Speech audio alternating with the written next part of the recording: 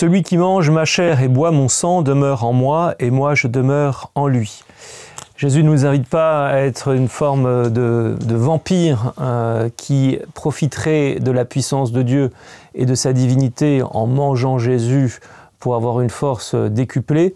Il s'agit bien d'une nourriture spirituelle, même si Jésus est bien présent, réellement présent dans l'Eucharistie, dans le pain consacré qui devient le corps du Christ à la messe.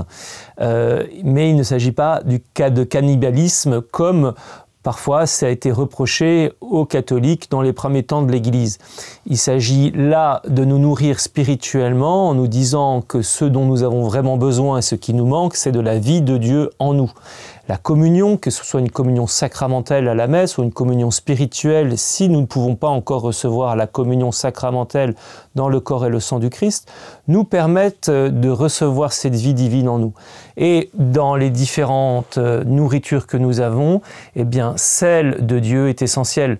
Beaucoup de choses nous paraissent indispensables, hein, l'eau, le vin, l'alcool, une bonne nourriture, mais Dieu est indispensable. Et cette proximité, elle est exprimée tout simplement par ce fait de demeurer en lui, de manger. Par cette action qui nous est commune et familière, de manger, eh bien c'est Jésus qui descend dans ce qu'il y a de plus intime à nous-mêmes, de plus familier, peut-être parfois de plus pas forcément agréable, mais Jésus est là et il nous donne cette force pour pouvoir avancer. Alors à nous aussi de pouvoir être attentifs à se dire, est-ce que véritablement je cherche cette nourriture céleste, ce pain d'en haut? Est-ce que je le fais fructifier en moi ou ce que je préfère d'autres nourritures en oubliant celle-ci qui est indispensable?